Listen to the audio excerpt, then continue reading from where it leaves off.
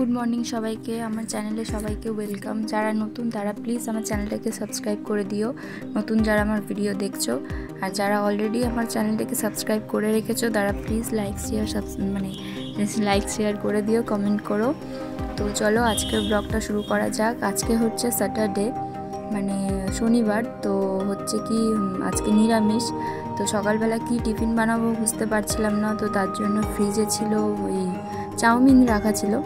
तो चाउमिन बानाबो बोले आमि एखाने आलू काटछिलाम सकालबेला उठे घुम थेके। बरके जिज्ञेस करलाम कि खाबे, तो बर बोललो जे चाउमिन आछे चाउमिन बानाओ, और छेलेও बोललो चाउमिन खाबे। तो एखाने देखो आमि आलूटा देखाते गिये सब आलूगुलो पड़ेई गेल। आलूगुलो आमि लम्बा लम्बा करे केटे नियेछिलाम। तो देखो केटे नेওয়ার পরে আমি পড়ে গেছিলো বলে ওটা আবার তুলে নিলাম। তুলে নিয়ে ভালো করে ধুয়ে রেখে দিয়েছিলাম, আর এখানে বসিয়ে দিয়েছিলাম গরম জল চাউমিনটা আমি সিদ্ধ করব বলে। তো তার মধ্যে আমি নুন আর একটু সাদা তেল দিয়ে দিয়েছিলাম। তো তারপর দেখো এখানে চাউমিনটাকে আমি সিদ্ধ করে নিয়েছি ভালো করে। এটা না অনলাইন থেকে কেনা চাউমিনটা, তো জানি না প্যাকেটে এরকম হলুদই এসছে চাউমিনটা, হলুদ কালার মানে চাউমিনটা ছিল। তো তারপর দেখো এখানে আমি তেলটা গরম করে নিয়েছি ভালো করে। তেলটা গরম করে জিরে ফোড়ন দিয়েছি, একদম সিম্পলভাবে যেরকম বানায় নিরামিষ চাউমিন সেমনি বানাবো, বেশি কিছু দেবো না কারণ দেরি হয়ে গেছিলো অনেক। তো জিরেটা দেওয়ার পরে আমি এখানে আলুটা দিয়ে দিলাম, আর সাথে দিয়ে দেবো কাঁচা লঙ্কা। কাঁচা লঙ্কাটা দেওয়ার পরে আমি আলু আর লঙ্কাটা ভালো করে ভেজে নেব, আর একটু অল্প করে মানে পরিমাণ মতো নুন দিয়ে দেবো, কারণ হলুদ আর দেবো না। তো চাউমিনটা দেখলাম হলুদ হলুদ, তো আমি দেখছিলাম যে কীরকম লাগে হলুদ না দিয়ে। হলুদ মানে দিয়ে খেতে ইচ্ছে করছিল না, চাউমিনটা এতটাই হলুদ ছিল। তো তার জন্য আলু আর লঙ্কাটাকে ভালো করে আমি ভেজে নিচ্ছিলাম। নুনটা দেওয়ার পরে আবারও আমি ভালো করে ভেজে নেবো, একদম মানে সিদ্ধ হওয়া অবধি। আলুটাকে এমনি ঢাকা দিয়ে ভাজবো না, এমনি খোলা রেখেই নর্মালভাবে ভেজে নেবো। তারপরে দেখো চাউমিনটা দিয়ে ভালো করে নাড়িয়ে চাড়িয়ে এদিকে রেডি করে নিয়েছি চাউমিন, একদম সিম্পলভাবে, কিছুই দিইনি। তোমরা দেখলে বেশি কিছু দেওয়া মানে দিতে হবে না, কারণ এটা নিরামিষ চাউমিন, তো বেশি কিছু দেওয়ার দরকার নেই। সিম্পলভাবেই খেতে কিন্তু খুব টেস্ট হয়। একটু ঝাল ঝাল করে বানিয়েছি কারণ আমি ঝালটা একটু বেশি খাই, তো তার জন্য কাঁচা লঙ্কা দিয়ে একদম সিম্পলভাবে বানিয়েছি। ছেলেকে খাইয়ে দিচ্ছিলাম আর সাথে আমিও একটু একটু করে খাচ্ছিলাম, কারণ বেলা হয়ে গেছিলো, খিদে পেয়ে গেছিলো অনেক। তো এখানে দেখো ছেলে আগে থেকেই মানে ওই সসের এটা নিয়ে বসে আছে যে সস দিয়ে চাউমিনটা খাবে, টমেটো দিয়ে। তো ওকে আমি মানে ক্যামেরাটা ঠিক করে রাখতে পারছিলাম না, তো ওইদিকে বলেই যাচ্ছে যে চাউমিনে দাও সস দাও সস দাও। আর যে দাঁড়া আমি আগে খেয়ে দেখি কীরকম ঝাল হয়েছে।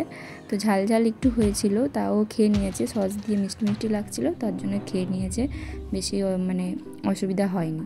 তো এখানে দেখো খাওয়া দাওয়া করে তারপরে এখানে বর নিয়ে চলে এসেছিলো কিছু বাজার, কলমি শাক, টমেটো আর কুমড়ো ছিল। আজকে কুমড়ো আলু দিয়ে ছোলা দিয়ে বানাবো নিরামিষ যেহেতু, আর ডাল আর কিছু একটা সবজি করব, কিন্তু শাকটা করব না আজকে, কারণ শাকটা কালকে করেছিলাম, ওই জন্য আজকে আর শাক খাবো না।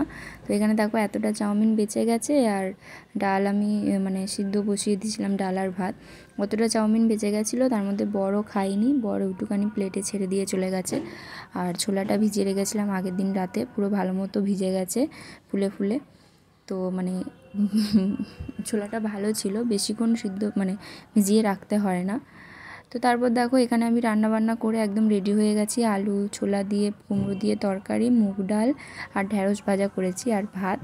তো প্রথমে এখানে আমি রান্না করার পরে ছেলেকে স্নান করে ছেলেকেই আগে খাইয়ে দিয়েছি, তার আগে পুজোটা দিয়ে নিচ্ছিলাম, কারণ আমাদের মানে নতুন ঘরে তো ওই হোমযজ্ঞ হয়েছিল, মানে হোম হয়েছিল, তো তার এখনও এটা কাটা হয়নি, নারায়ণ পুজো হয়েছিল, তো কাটা হয়নি বলে ওই ঠাকুরকে জল বাতাসা দিতে হয়, তো ওই পুজোটাই আমি দিয়ে নিচ্ছিলাম। এখানটায় মানে জায়গাটা যেহেতু অল্প ছিল তোমরা দেখতেই পাচ্ছ, তো এখানে মানে ওই ঠাকুরের সিদে মিদে সব রাখা ছিল, ধুনুচি ফুনুচি সব রাখা ছিল, তো ওই জন্য জায়গাটা একটু মুছে দিয়ে পরিষ্কার করে ধূপ মোমবাতি দিয়ে ঠাকুরকে মানে পুজোটা দিয়ে নিলাম।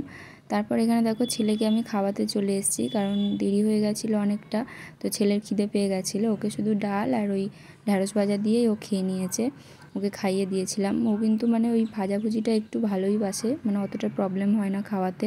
তারপর ছেলেকে খাইয়ে দেখো ঘুম পাড়িয়ে দিয়ে ওকে আমি তারপর আমি খেতে চলে এসেছিলাম ভাজা আর ওই দিয়ে কুমড়ো আলু তরকারি দিয়ে। ডালটা অতটা আমি খাইনি, শুধু ভাজা দিয়ে খেয়েছিলাম, কারণ চচ্চড়িটা ঝাল ঝাল করে বানিয়েছিলাম। কুমড়ো আলুর তরকারিটা মানে তোমরা কারা কারা খাও আমাকে একটু কমেন্টে জানিও।